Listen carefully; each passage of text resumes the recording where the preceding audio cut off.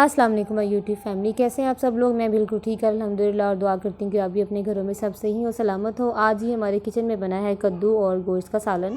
कद्दू और चिकन के साथ मैंने इसको बनाया है, और ये ऐसा बनाया है कि जैसे रेस्टोरेंट्स वगैरह में मिलता है, हमें आमतौर पर ढाबा में मिलता है, जो ढाबे स्टाइल जो होता है कद्दू और गोश्त का, वो मैंने बनाया है। ठीक है, कद्दू गोश्त तो अच्छा लगता ही है, लेकिन कद्दू चिकन के साथ भी बहुत ये मज़े का बनता है। तो मैंने सोचा कि मैं आपके साथ भी रेसिपी शेयर करती हूँ। चलिए हम चलती हैं अब रेसिपी की तरफ। यहाँ जी मैंने ले लिया है, ये बोनलेस चिकन है मेरे पास। आप अगर दूसरा चिकन ले लेते हैं, उसमें से भी आप बोनलेस सेपरेट कर लें। वैसे आप दूसरा भी डाल लें, लेकिन ये कि इसे मैंने बिल्कुल छोटा छोटा करके डाला था, तो वो ज़रा अच्छा लग रहा था, मज़े का लगा था। यानी हर बाइट के साथ थोड़ा थोड़ा सा चिकन आपको मिलता रहता है साथ साथ, तो वो बच्चे भी शौक से खाते हैं और बड़े भी, सब इसको उनको अच्छा लगता है। यहाँ मैंने चिकन के छोटे छोटे से मैंने ये देखिए पीसीस कर लिए, छोटे से मैंने क्यूब से इसके काट लिए हैं। ये जो मेरे पास था, और ये मेरे पास आधा किलो के बराबर मैंने यहाँ पर लिए कद्दू, और उसका मैंने धो के छिलका उतार के धो लिया, और बाद में मैंने डंडी उतार के उसको भी मैंने यहाँ बारीक बारीक सा जो है वो काट लिया। ठीक है, यहाँ देखिए अब सारा कद्दू मैंने काट लिया। अच्छा, हमारे यहाँ तो यूँ ही होता है कि हम कद्दू जो है ना वो बाद में डंडी उतारते हैं।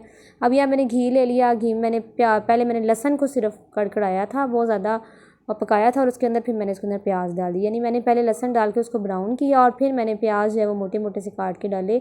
थोड़ा सा उसको फ्राई करने के बाद मैंने उसमें जो मेरे पास चिकन के क्यूब्स थे, मैंने वो भी साथ ही ऐड कर लिए।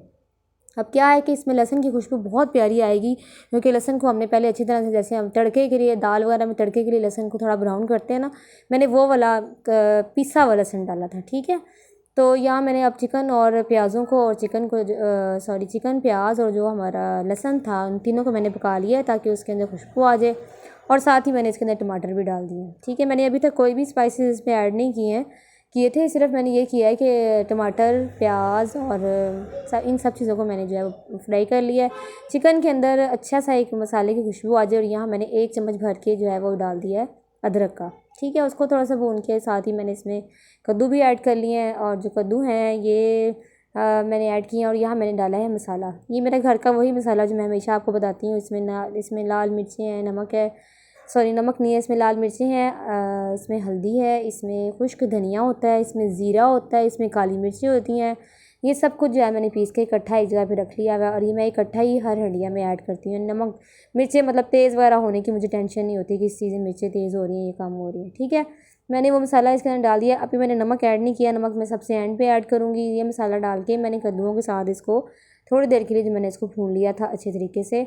यानी कि इसमें जो मेन जो चीज़ थी वो यही, जो लहसुन शुरू में हमने जो पिसा हुआ किया था, उसकी बहुत अच्छी खुशबू आ रही थी। और यहाँ मैंने इसके अंदर पानी डाल दिया है। इतना मैंने पानी डाला है कि इसको हमने फिर इसको मैंने आधे से पौने घंटे के लिए ढक के रख दिया था। और देन मैंने इसको जो यहाँ पर सब्ज़ मिर्चें डाल के इसको अच्छे तरीके से भून लिया। इसको मैंने तकरीबन 10 से 15 मिनट लाजमी भुना था, और भुनाई से ऐसी खुशबू और इसका जायका अच्छा सा आता है। और यहाँ मैंने जिसको अपने उसमें निकाल लिया, ये देखिए यहाँ मैंने कद्दू और जो गोश्त है डिश आउट कर लिया। ये बहुत ही मज़ेदार, नमक भी मैंने एंड पे ऐड कर लिया था, बहुत ही मज़ेदार बनता है और बहुत आसान है। और आपको मेरी वीडियो अच्छी लगती है तो प्लीज़ लाइक किया कीजिए, शेयर कीजिए और सब्सक्राइब कीजिए अगर नहीं किया तो, और बेल आइकन दबाइए ताकि मेरी वीडियो सबसे पहले आपको पहुँचे। अब अपना ख्याल रखिएगा, अल्लाह हाफिज़।